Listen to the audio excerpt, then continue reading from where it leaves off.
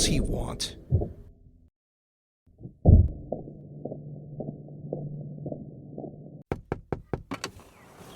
Good afternoon, officer. Good afternoon, sir. Just wanted to make sure you weren't passed out. Appear to be a little slumped back in your seat. Oh, no, sir. I was trying to catch a quick nap before being on my way. I have a long drive ahead of me. Where are you headed? South Carolina, Charleston. Buddy of mine and I plan to go fishing. Ah, very nice. I've never been that far south before. Yeah, driving's cheaper than flying, you know. Afternoon, Officer Jenkins. Hey, Mr. Rosenbaum. He a friend of yours? Oh, no, not him. He's the president of the local TV station, WSHP-TV. The word is he planning on running for mayor? Oh, really? Well, good for him.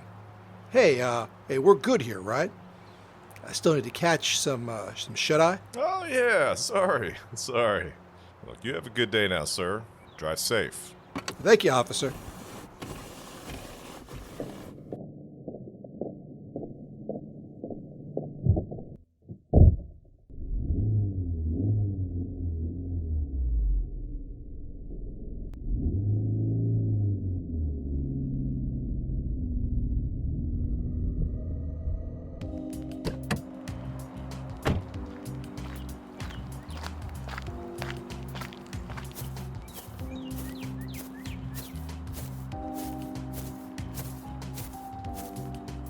Well, Mr. TV station president, future mayor, let's see what you got hiding in your closet.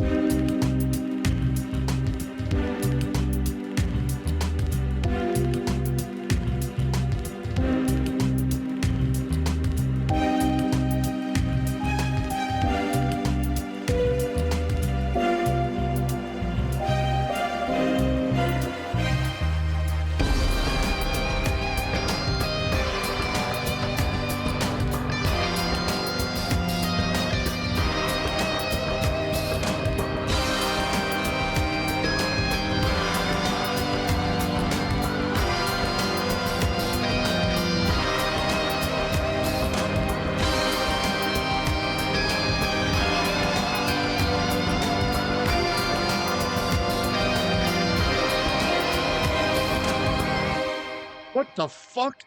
Yeah, give me a sanity roll, please. Both of you. Okay. Hell yeah. No. Failure, 97 over 58 for Scott. Failure, 80 over 70. Both of you lose one sanity from the unnatural. I am just now one? at... Yeah, just one. That's what I thought. Just I am now one. at Just 69 sanity. Nice. Nice. I mean, homeboy's bleeding from his eyes and ears and nose. Like, this. Okay. It's not the worst thing. It's not the worst thing that you could have seen. It's not it's not like you're watching him transform into a fucked up canine-looking thing. Yeah, but Okay, he's that's still fair. he's kneeled down. You're in pain. It hurts like hell. Yeah, his hand is off the gun. He just clutches Yeah, his immediately. his temples and just what the fuck? I'm gonna, obviously looking down in deep concern at my friend here. I'm gonna look back up. Is that thing still there? No. What the?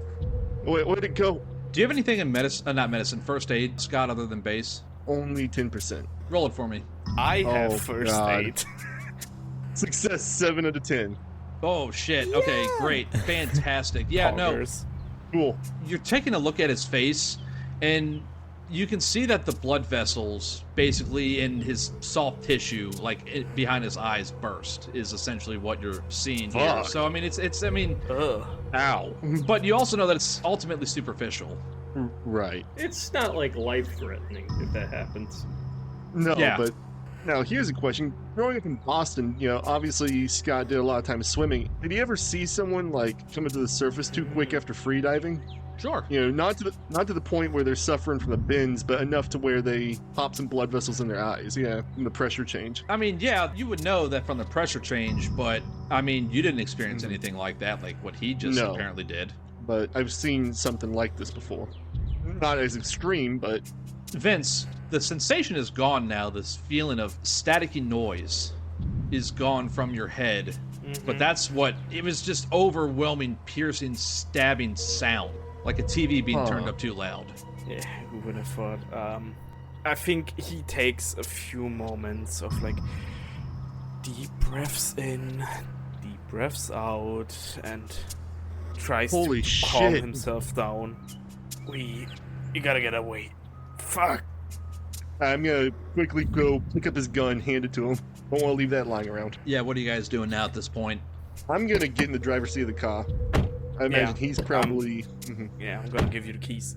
Vince, you sit in the passenger seat and you give the keys to Scott, and you know that in your glove box there are some napkins, from fast food and whatnot, and you wipe at your face, you clean your face off.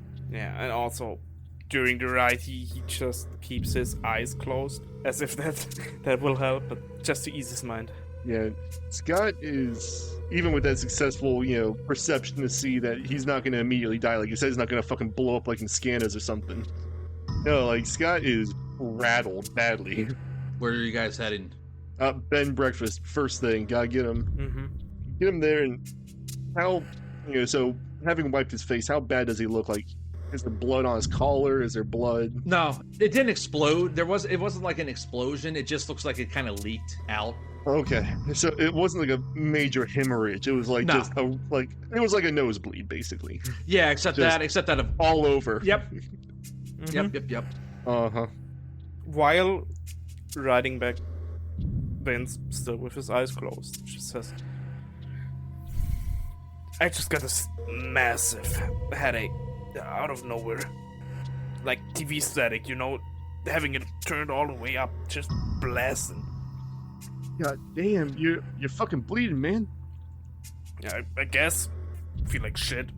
No, it's we need to get Kimble to take a look at you real quick.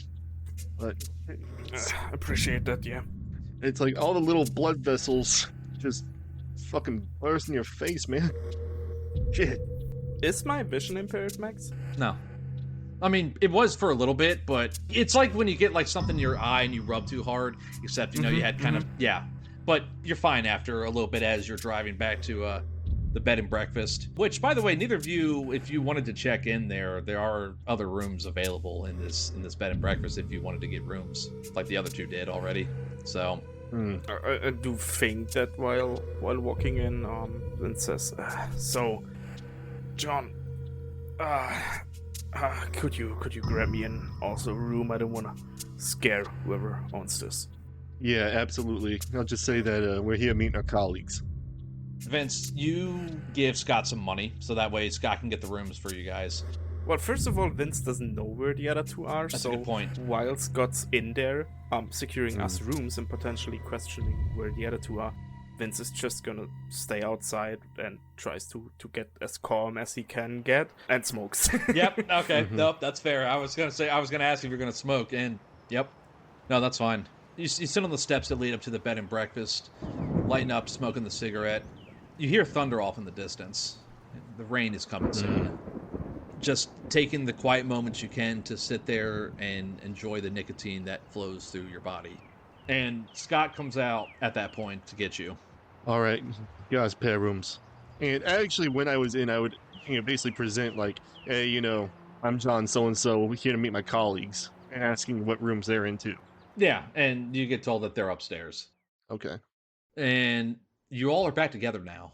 Can I have made phone calls? Or do we just want to say that Kimble has been eating this whole time and now I can make phone calls? You've been eating this whole time and you can make phone calls. That's more All That's more fun. You got to feed the beast. Kimble finishes up his heavy lunch and has now settled himself in Eddie's chair and is rifling through the phone numbers. And as we come out, I say, Doc, we're gonna need you in a minute. Yeah, what's why do you have blood on your face? Points to a spot that you missed. It's been shit. Kimble gets up and makes Vince sit on the bed and will pop open his briefcase and kind of take the pulse from his neck, and then we'll pull out of his medical bag a blood pressure cuff and get a read on his vitals and make sure that everything's set. So I'll just break in real quick. You do notice, looking at his eyes and around his ears, some of the capillaries, blood vessels, burst at some point, or they broke. Mm-hmm. Yeah, that's why he's checking blood pressure, just to make sure that it's not, like, gonna keep happening. So, wait, okay, so because I don't actually smoke, does smoking, like, decrease your heart rate? Like, what does that do? So, no, smoking gets it up, nicotine, but nicotine like, makes the veins it contract. constricts them, but it could, like... It's supposed to even you out. Supposed to. Supposedly. It could worsen... Okay, so what I'm reading here is that it can make clotting worse and increase bleeding, or, you know, it could stem it easier. It just kind of depends. Okay. I mean, since this is... Max said it's more like a nosebleed, what category of nosebleed is it? It would like... dry out your nasal passages, and it would make bleeding worse in that case. No, I'm more thinking about, like, is it a nosebleed of, like, oh whoops, it's a little bit of bleeding, or is it a nosebleed of apocalyptic proportions? As a person who's very experienced with nosebleeds, this is somewhere in between. Like, as you're sitting there, actually, because you had finished smoking the cigarette, and as you're sitting there on the bed, and Dr. Kimble's looking you over, you do feel like a little trickle of blood starting to come out of your nose again. And Dr. Kimble, you take some gauze and you press it to his nose. You know, you tell him to clamp it hard and look down. Don't tilt your head back, you know. Yeah, Kimble will just sort of put an arm out towards Scott and Eddie and say, give me one of those water bottles, please. Yep, I will reach out and, give him that water bottle. He'll pop it open and give it to Vince. Say, drink sips of this. It's good to hydrate after a bleed, and maybe don't smoke next time that your blood vessels burst. Give it at least a couple hours. Everybody's gonna die one way or another. This won't kill me, will it, Doc? No, it won't kill you. The mouth cancer might, but... No, I'm just waiting for that. Listen, what happened? Yeah, we got, well, it's, kind of become a whole thing, actually. I think we're gonna die of these jobs before we die of those cigarettes. So don't worry.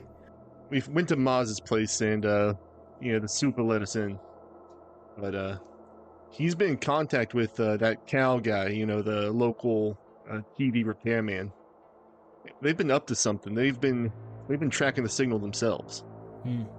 That's unsurprising. I mean, wasn't it his job to keep an eye on it?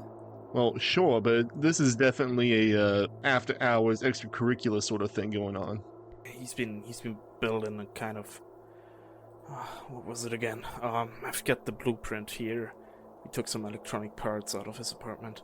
I could probably build that thing if given a few hours. Some signal... something for signal interruption, and he also had one of those maps, and he opens his jacket and pulls out the signal coverage map that we got from the apartment with all of the scribbles all over it. How are you gonna make a circuit board in this town?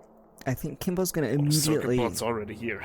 Like, when Kimble sees the map, he's gonna, kind of almost yank it and walk over to the poster. And he wants to compare the handwriting because, there's something familiar about it. And obviously he's noting, the Grey Woman mentioned twice. So he wants to see if this is by the same person. It's different handwriting. Okay. Yeah. He'll walk over with the missing poster and just sort of show it to Scott and Vince. I saw this outside the hotel, and I didn't mention this to you, Eddie, either, just with all the mess, but when I came back with the food, there was this vine on the ground. It looked more like nervous tissue, and he pulls out the slide from his medical bag.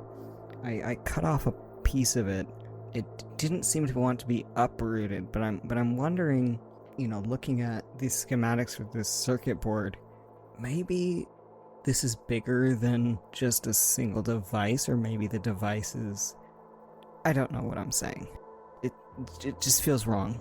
Eddie turns around when he says that he picked something up, because he's been at the desk just trying to map out where these phone calls have been coming from. And are you, presenting this thing to everyone? Yeah, he's showing them the slide. I just say, that is not good. Why the hell did you pick that up? With your bare fucking hands? Well, I touched it with a spork first. How's that supposed to make it better? Kimble waves at the spork sitting in your coleslaw. Oh my fucking... I ate with that spork! Are you fucking kidding me? I should beat the fucking shit out of you! So he's fully yelling right now? I go over and I grab him by the fucking collar. Oh, no you Before don't. you do No that, you don't. Vince just gets between you two. And just calm the fuck down, buddy. Yeah, Kimble Is takes a everything step okay back up and says, there? "Hey, Do I need to call the police? No, you're fine. We're fine, okay? Okay, just keep it down, please. Okay. Don't you have, like, gloves, a doctor's bag? Why would you give me that to eat with? Animal! You fucking animal!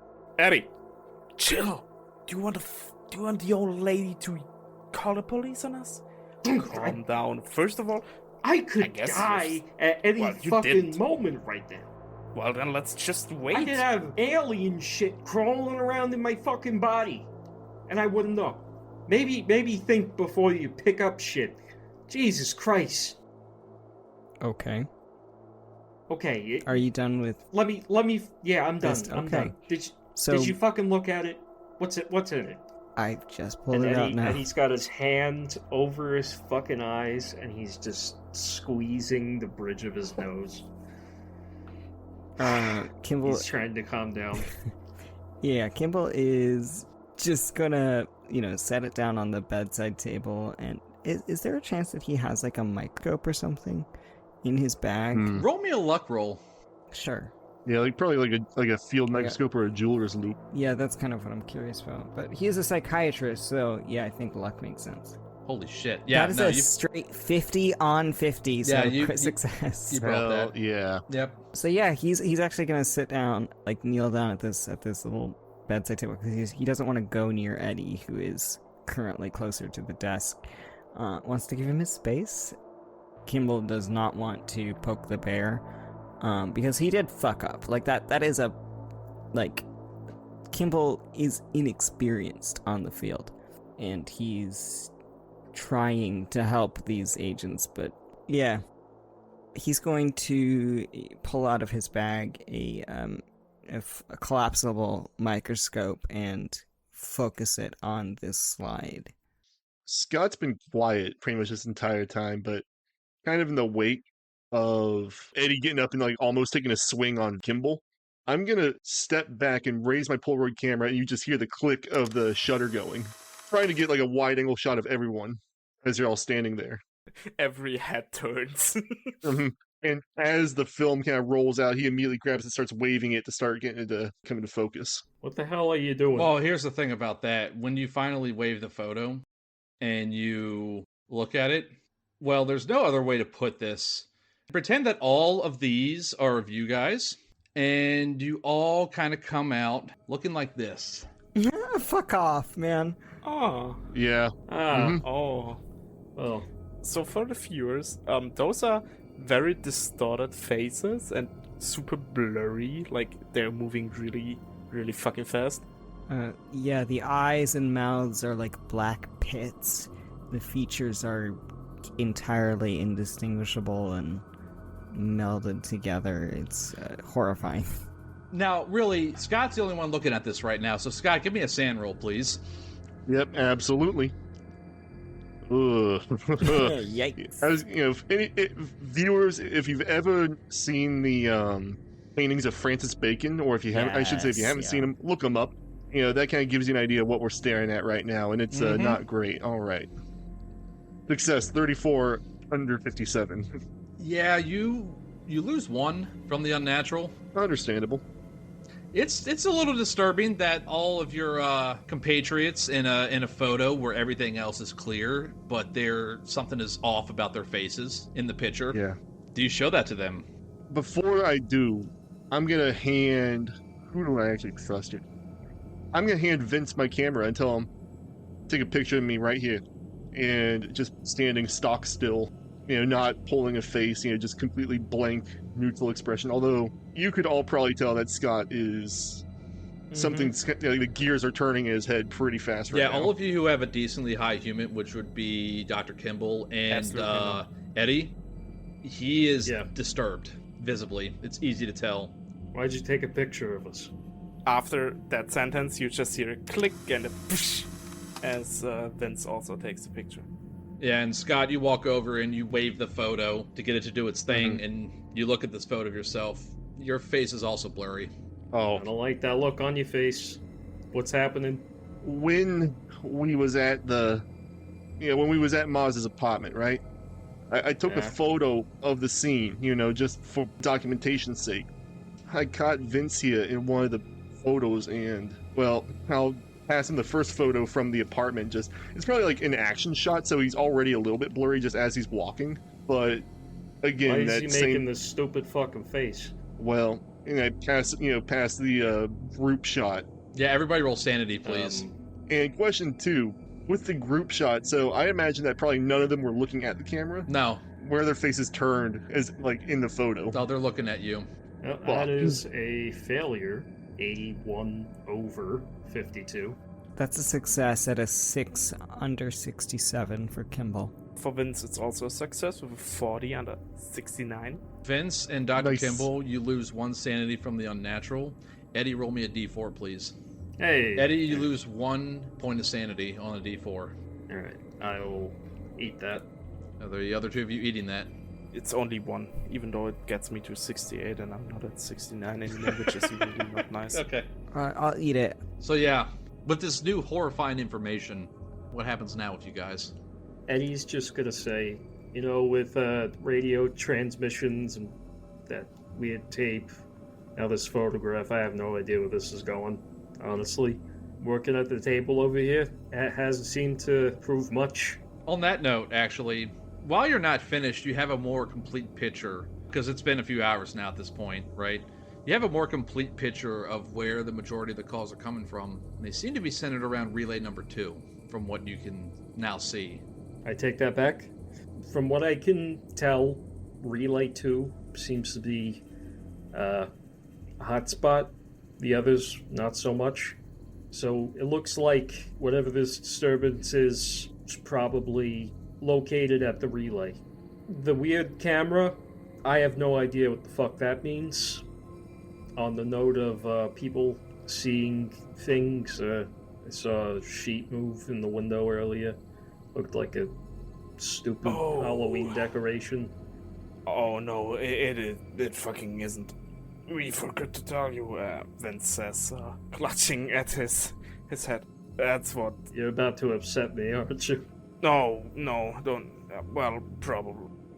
Just shut up and listen. Okay, we saw it too. I'm sorry, what? Alright, so, there's a Halloween decoration in town kidnapping kids. Is that the consensus? Shut up. What are you seeing? Both of you. Like, all 3 of you. It was a white sheet. It was a fucking white sheet, like a Scooby-Doo Like ghost. a laundry? Somebody left out their laundry? Yeah. You would think that from a distance. Like the clothesline. It looked like it was attached to the clothesline, but it wasn't. It was like a sheet ghost, kind of. Yeah, like a silhouette under. I thought I was just seeing the curtains move and didn't think much of it. Well, when we left Mars's apartment, I don't know. I saw Kimble fucking around with the drain cover over there. I guess that's where you found that thing. So when we left the apartment of Mars, we also saw. Well, I saw something similar, silhouette behind a sheet or something like that, and foolishly I decided to walk over, see if we can, whatever it is, get it. And let me just say, not a good experience. That's what, and he just points at his face. That's what brought me this. I'm sorry, you're all being incredibly vague. What are you seeing? You're seeing some person standing behind sheets? Yeah, but I don't know, man. It's a silhouette. It looked like somewhat of a person. How is it making you bleed out your fucking... Well, I don't fucking know. We walked there. Scott was fine. I just heard some static as if you turned the TV up to 100 and you forgot to actually put something in, and it made me drop to my knees and I started fucking bleeding out of my ears, my eyes, whatever. Rufus is gonna turn to Scott because he trusts Scott to give it to him straight. Turns to Scott and says, in plain terms, what did you see? What did it do?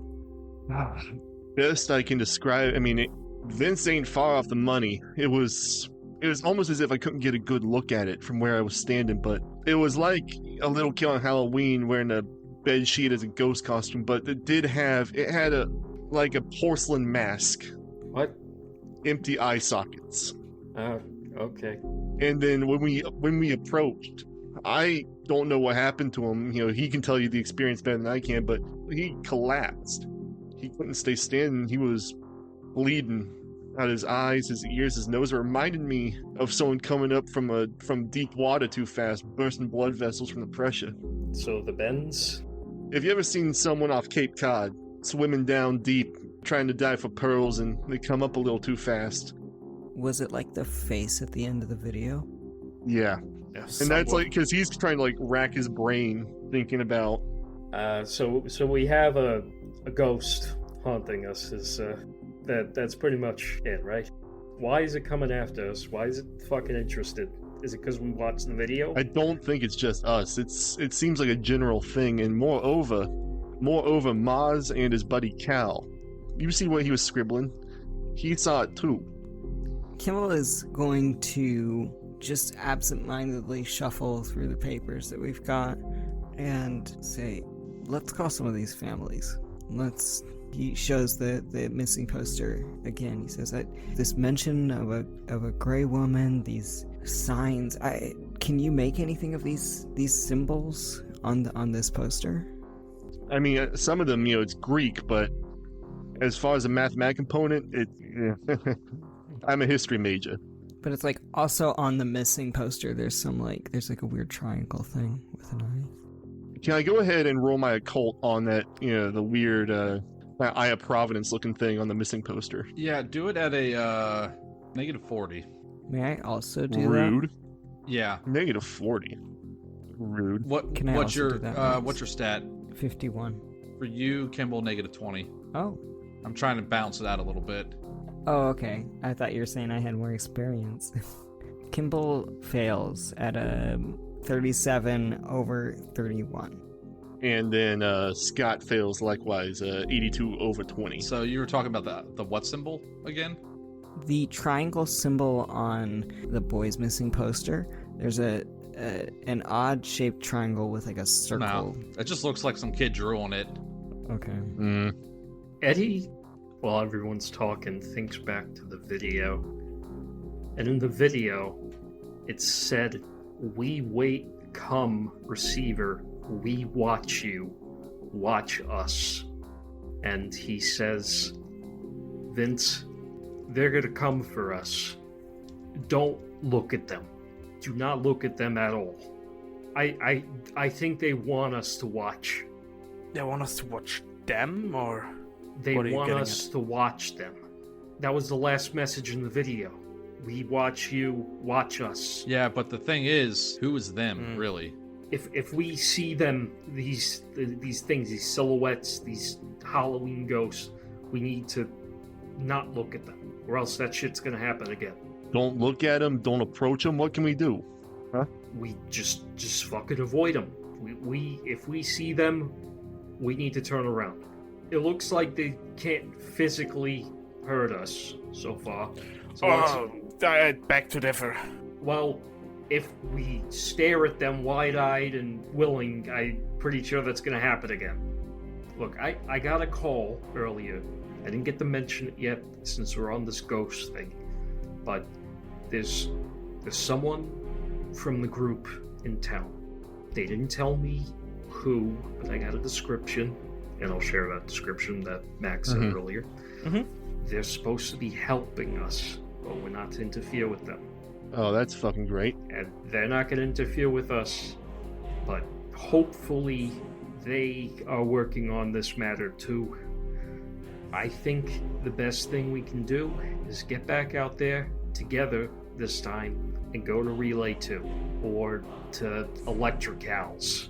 Maybe Electricals first, because I think that's a good he's bet. probably the best person in town who could help us here. Well, he's the best person in town, and he was the last guy Maz talked to before he disappeared. Yeah. Which honestly makes me afraid that he might pull a Houdini on us too. Well, let's get to him before these fucking things do, okay? Yeah, agreed. Yeah, good call. Let's not waste any more time. I know everyone's disturbed, but we gotta keep our heads straight. We gotta keep our chins up, and we gotta get back out there. Well, I'm gonna make some phone calls. And when you say that, Scott actually is like, question for the handler: was there a payphone outside, like nearby the bed and breakfast? I mean, there is, but there's also a phone in the room as well. I don't want to tie up the phone line. In fact, actually, I'd prefer to make it from a payphone. Okay. Yeah, there is a payphone. Not directly in front, like kind of near the corner of like a T intersection, like just down the road from the bed and breakfast. Yeah. And as I go, I fish out like part of my prep before I arrived, as I got about $5 worth of quarters. Okay. And I start sliding into the payphone. Okay. And yeah, get the call going. Eddie just like watches you leave the room, and I'm like, "What the fuck is we gotta stay together? And, This guy's yeah. running away already." So when I get a hold of the local operator, I'll ask him to connect me to Arkham, Massachusetts. Okay. All right. I like where this is going. All right. What do you got in mind, man? Now you got me excited. Two things. First, I'm going to call up a number extension I know by heart, and I ask for the Miskatonic University Library. Okay. It rings a few times, and a youngish sounding man answers. Arkham Library, how can I direct your call? Looking for a head of acquisitions or chief librarian if you got him. Tell him my name is Dr. Scott Macallan. I need to make a luck roll. First time I've had to roll this, Art. Absolutely. Woohoo. Me, at least.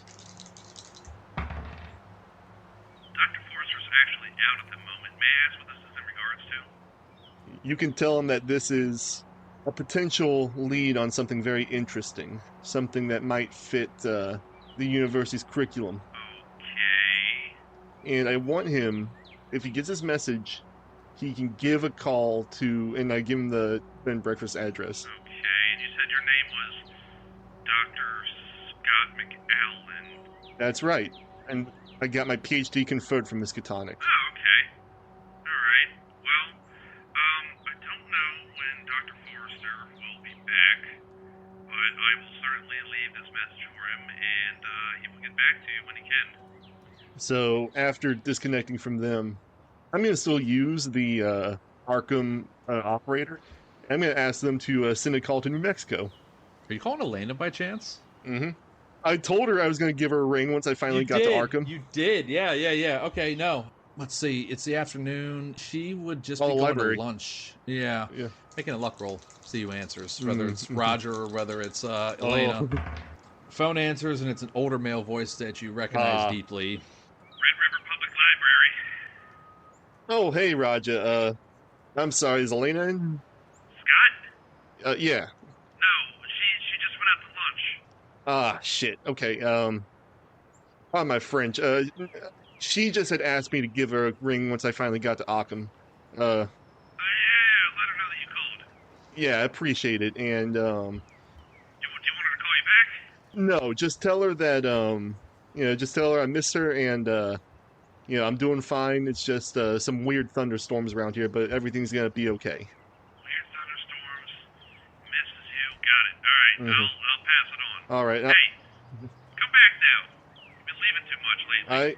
I understand, Raja. Yeah, I do get it. I'll be Maybe back kick soon. you out of the house. Yeah, you love me. You love me too much. Yeah, whatever you say. He hangs up the phone.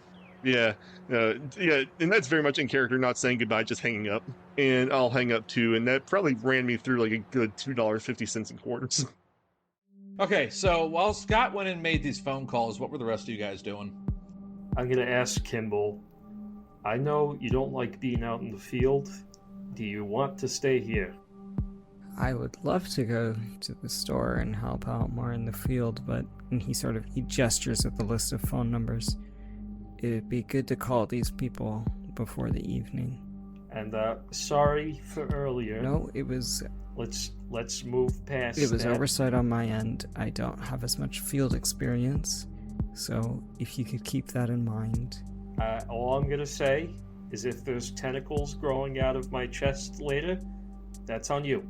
If there are moments where you notice I have lapses, tell me. I want to be helpful to this team. All right. When you're not falling asleep on us, I'll let you know that. Good call on that, Doc. How the fuck do we deal with you when you do fall asleep? Kimble is gonna sort of nod, thoughtfully, and he'll say, in the event that I can feel when I'm having an episode, so I can communicate about that ahead of time, but there's not too much you can do other than ensure that I don't collapse dangerously, hit my head, or fall off a building. However, I am on a treatment that hopefully will minimize the episodes. I can't promise it will completely stop them, but it seems to be promising. Okay, that's good. Hopefully it won't happen again. Thank God you were in the car when that happened. Yeah, I'm grateful for that. Alright. Okay, so just for protocol, we just let you sleep if it happens, and if the medicine works, then it should. Yes. Is that what Yeah. you're saying?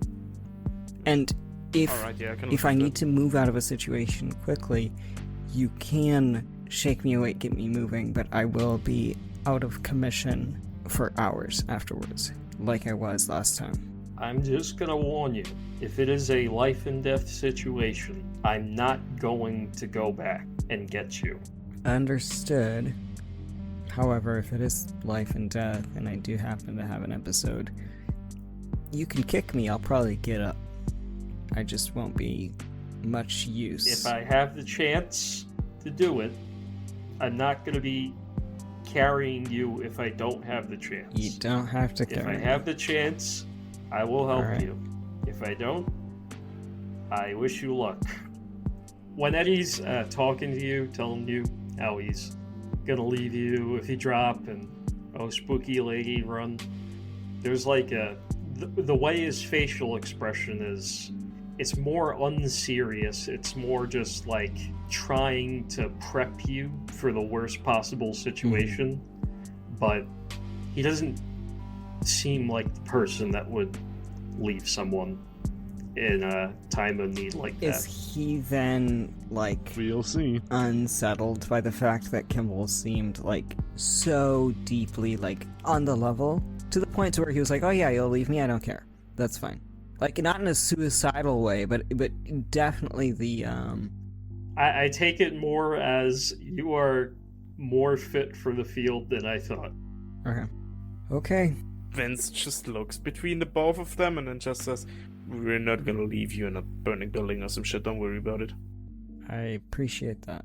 I'm just saying, if the fucking sheet lady's in front of us with a knife and about to kill us both, and you drop down, I'm leaving. Vince just, he doesn't say anything, but he just gives a very deep look to Kimble and just slightly shakes his head as to say, like, no, man. I think, how high is Vince's human? Garbage. Oh, it's pretty low. But Garbage, Eddie's is yeah. higher, right? Yes. He's Okay. got like 60 or something. I would say Eddie would be able to pick up. Vince would just be like, okay, whatever. Eddie would be able to pick up that Kimble is truly unbothered by this. I mean, what is essentially a threat. It's not made in malice, but it is like a threat against his life, basically. Like a promise of death in moments of crises. And typically people would respond to that, but Kimble seems very unperturbed. Just nods and says, okay. All right, I'm glad you understand that. And I'm surprised by his reaction, but at the same time, I'm at least glad you took it well. Alright, I think we're wasting too much time here. We should probably get on the move. We can get on the move. Let's wait for Scott to come back. I'm gonna take that time to recover a little bit and get this bottle empty. And Vince looks at this half-drunk bottle of water. I might add, of water, not of alcohol. No, that's fine. That's Vince, fine. I do not have a problem, Peterson. So, but I'm going to say that by the time the three of you are done with this conversation, Scott's done with his phone calls and comes back up. We're going to just say that Scott, Vince, and Eddie, all three of you leave the bed and breakfast. Who's driving to the TV repair place? Before they leave, Kimble will just say to any one of them, whoever's the last out the door, just say, check by my car, see if you still see that vine, and if it's healed itself or something. The last person that would be Eddie, because Eddie was the one who saw you interfacing around that area where he also saw the sheet, the gray woman, if you will. Whether or not Eddie wants to actually check or not is up to him. If we're going outside, I'll look towards there. You would have to get pretty close to take a look, just because it was small. Like, Kimble had to, he was lucky he saw it. So, I mean, if you wanted to look, you would need to get closer. Honestly, no. Okay.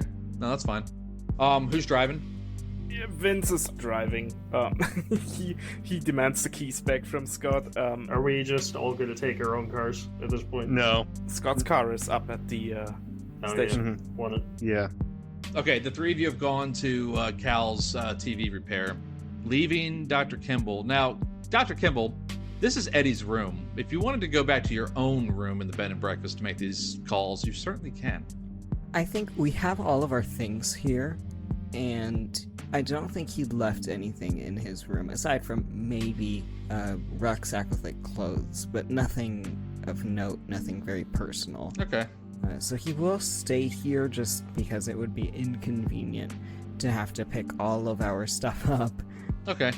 That's fine. There's no telephone in Eddie's room, but you did know that there was a telephone in your room and one downstairs. Oh, then never mind. Kimble sees that there's no phone in Eddie's room, and we'll gather up all the documents and the yellow pages as well. Just everything that we've touched. His medical bag, the slide, he puts that back in his medical bag. Yeah.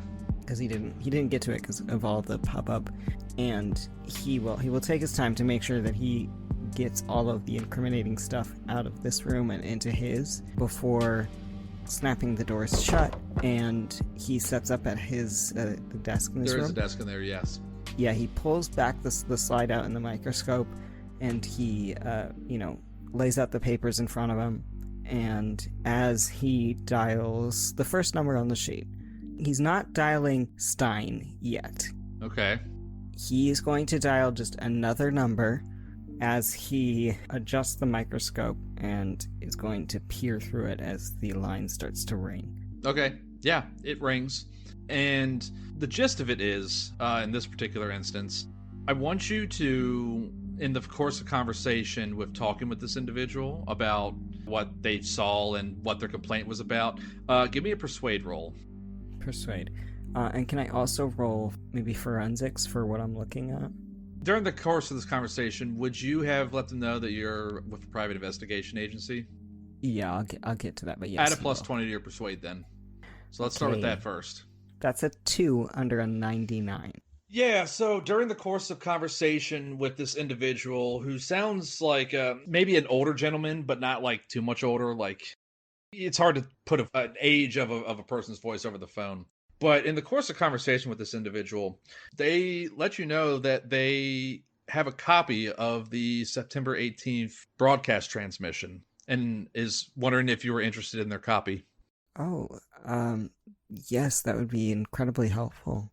Is there a good time for me to come by and get a copy of that, or get that copy from you? You want to come right now? Sure. If you could give me 20 minutes, I think I can be there in about 20 minutes. Yeah. Okay. Perfect. He'll jot down this gentleman's address. Yeah, it's not that far. So he takes these notes and he thanks the gentleman. He says, "I'll be there as quickly as I can." Hangs up the phone. And what is he seeing on this slide? Oh, the slide? Yeah, so the thing of it is, I need you to roll me a sanity roll, please. Yes, sir. That's a failure at a 75 over a 66.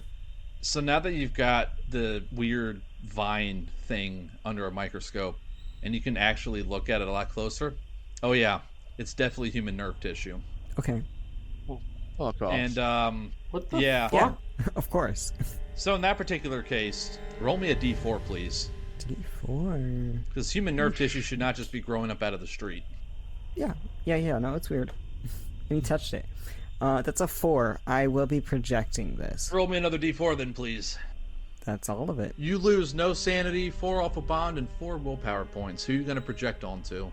He's going to project this onto Vivica. Ooh, shit. Okay. Onto his sister. And I'll explain this.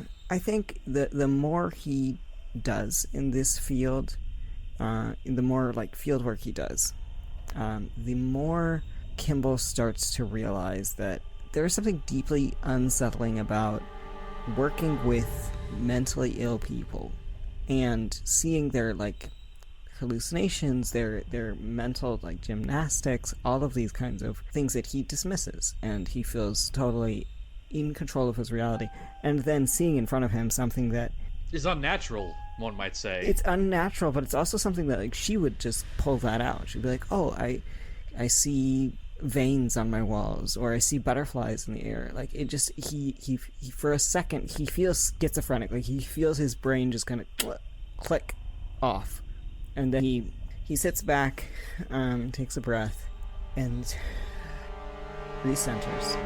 I'll say that is what is going to take up a majority of that 20 minutes that you mentioned to the guy on the phone. And Okay, shit. well, All right. not the majority of it, but I mean, his house is not far away from the bed and breakfast. This is a small town, Yeah. you know. So he's taken much longer than he expected. He wanted to call Laura Stein in the interim, but this loss of connection with reality has truly unsettled him and taken him out of space for a bit. And when he looks back down at a clock, he realizes that 12 minutes have passed, and he really has to get going to get this video first. So he will gather all of our things, put them all in his, like, he's got a briefcase with some medical supplies, and then he's got a bigger bag. He will put everything, safely in that bag, and he will carry that with him. Nothing is getting left behind in these rooms. Okay, that just means you have to drag it in and out every single time if you need to. That's fine. Okay.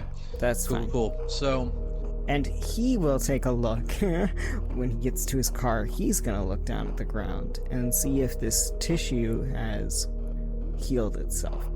I mean, you have to check because you parked your car next to that spot.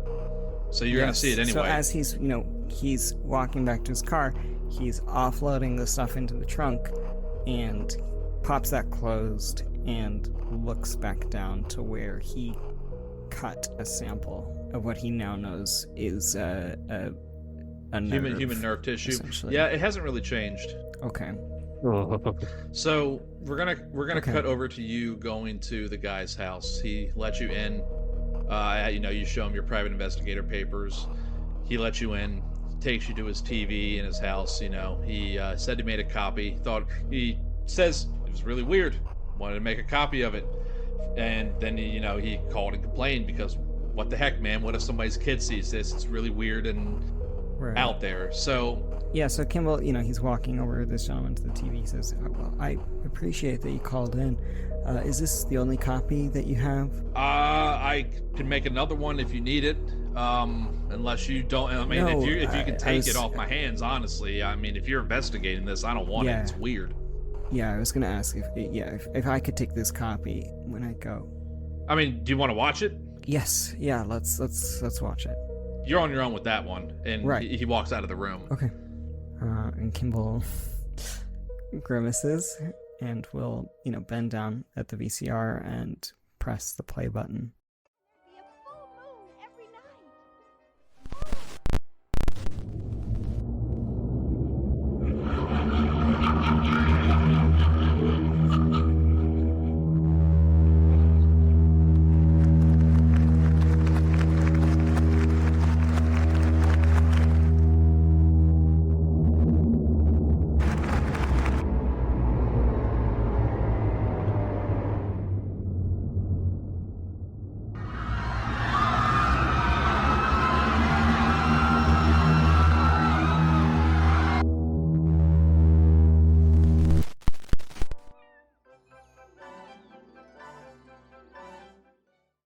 Kimble's, as this video plays, Well, first of all, in your lack of Yeah. being able to say anything, give me a sanity roll, please. yes, I'll roll sanity. Sorry, I was trying to figure out what word I was trying to say. Kimble's eyes are darting back and forth rapidly across the screen as he's trying to take in every detail. There is something, like, he's unsettled, but feels a sense of, like, his internal monologue is, okay, we're getting somewhere. This is making some sense. Until you realize that this is affecting things in the real world and not just in a television screen. So you're going to lose one from the unnatural, given what Vince went through, given what Scott went through. Somehow, whatever these things are trying to say, or whatever the Gray Woman is trying to say, or who knows if the Gray Woman's trying to say anything? Who knows what's happening? You start to think that it makes sense, but then it doesn't make sense. Yeah, but then it doesn't make sense, and Kimble presses the rewind button and plays it again. And he will do that 3 times, and when he finishes, he will press the eject button, take out the VCR, press it back in, the case that it came from, go up to the elderly man who's in another room, stick out his hand, say, "Thank you so much for this. You've helped the investigation You're welcome. a lot." Just get it out of my house. Very, very gladly will do so. And he will go out to his Volkswagen Beetle, sit in the driver's seat, and start to shake.